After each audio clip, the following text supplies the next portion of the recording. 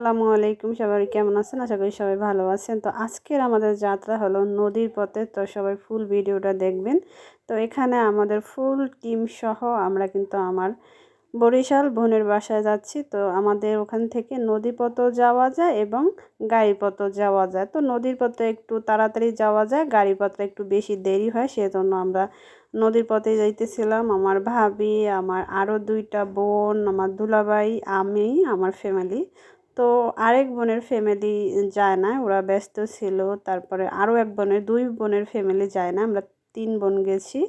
আর আমার ভাবিকে সঙ্গে নিয়ে গেছি। তো ভিডিওটা কেমন লাগতেছে অবশ্যই কিন্তু বলবেন আপনারা। এটা কিন্তু দেখেন নদীর পথে আমরা এখন অনেক বড় ট্রলার নিয়ে আইছি, যেহেতু ছোট ট্রলারে আমাদের একটা ভয় লাগবে, যেহেতু নদীর পথ, সেজন্য কিন্তু ট্রলারটা হয়তো আপনাদের বেশি বড় দেখাচ্ছে না, কিন্তু এটা একটা অনেক বড় ট্রলার। দেখেন আকাশের কালারটা কত সুন্দর লাগতেছে, মাশাআল্লাহ। আর নদীর পথ কিন্তু হয়তো আপনারা ভিডিও ততটা বুঝতে পারবেন না, নদীটা এতটা ঢেউ ছিল, আমার খুবই ভয় লাগতেছিল।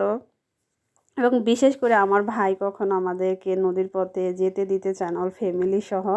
আমার ভাইয়ের মন ছিল না, তারপরও আমরা আমার বাড়ির থেকে জোর করে অনুমতি নিয়ে গেছি। দেখেন কি অবস্থা নদীর, খুব ভয়াবহ একটা কাজ করছিল, অসাধারণ ছিল আমাদের জার্নিটা। তারপরটা ভয়ও ভিতরে কাজ করতেছিল।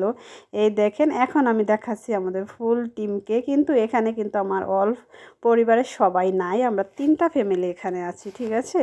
তো এই এখন দেখা যাচ্ছে নদীর অবস্থা দেখেন, এই যে কি ঢেউ, প্রচুর পরিমাণ ঢেউ, এই যে নড়তেছে। আমার খুবই ভয় লাগছিল, আবার তারপরও অনেক দিন পরে গেছি তো সেজন্য ভয় লাগতেছিল। তো বিয়ের আগে অনেক গেছিলাম এই বোনের বাসায়, এখন আর যাওয়া হয় না, বেশ অনেক কয় বছর পরে সবাই মিলে গেছিলাম।